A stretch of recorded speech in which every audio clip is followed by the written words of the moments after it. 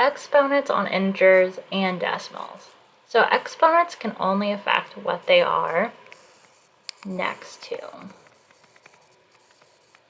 So if we look at this, so we can see. So if we have this in parentheses, right, this -3 with the 2, this exponent, right, of 2 is going to affect the whole -3. So that means we're going to have -3 times -3, right? So that just means, right, we have 2 copies of -3 and they're being multiplied. So -3 times -3, well, that would be plus 9 because we have 2 negative signs, right? And so that would make it positive. Now here we have no parentheses. So when we have no parentheses, this 2 only affects actually this 3. It does not affect that negative sign. So we would show like this. So we could go this negative sign and we can just go 3 times 3. This 3 times 3 is going to be 9. And then we have a negative sign. So we have -9. So as you can see here, this is positive and this is negative. And it's all because of the parentheses, right? So the exponent only affects what it's next to. So if it has the parentheses inside, it's going to take the whole thing and you're going to replicate it, right? Like that will be 2 copies when I say replicate. Like you have 2 copies of that and you're going to go ahead and multiply that together.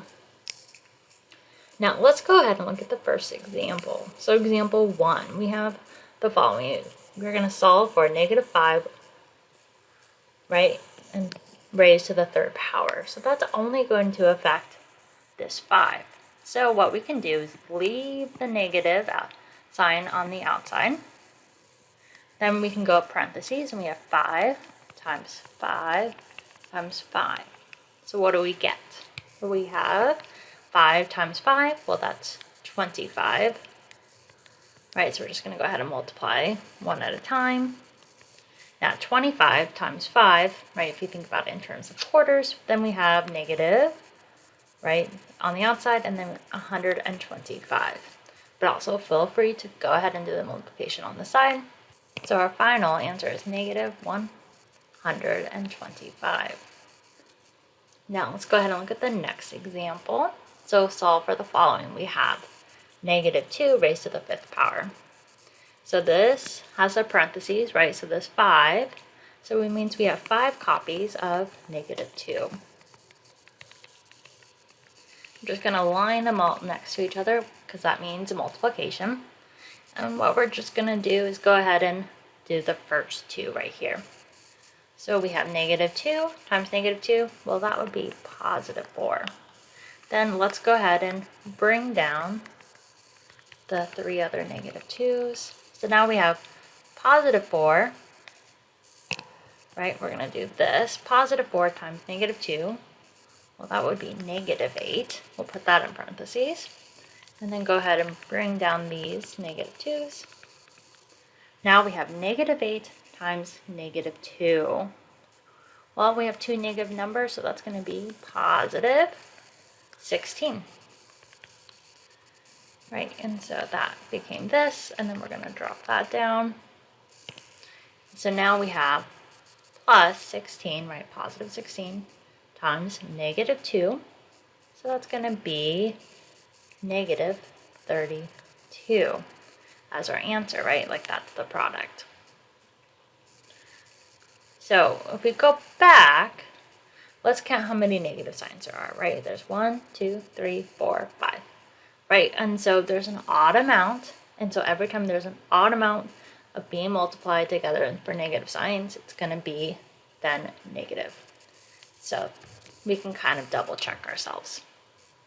Now let's go ahead and look at the last example.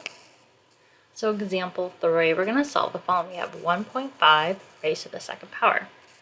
So that means 1.5 is being multiplied together, right? So 1.5 times 1.5. Let's go ahead and do this on the side because we have a decimal. 5 times 5 is 25. Carry the 2. 1 times 5 is 5 plus 2, so 7. Then we need to do, right, that that 0 right there, and then we can move on to the tens, or the 1 spot. Usually it's the 10 spot because we're just ignoring the decimals essentially right here. So however you want to look at it, we're moving over 1, so just always keep that one right there, right? And then we can move on to the left, so we have 1 times 5, 1 times 1 is just 1. Let's go ahead and add, and so we have 5. 7 plus 5 is 2, carry the 1, so we have then 2 there. We have 2, right, we have 2 decimal place values, so we're going to move the decimal over 2 times. So our answer then is 2.25, and it's positive, right, because it's just a positive here, and you're just multiplying a positive number times a positive number, so it's going to be positive.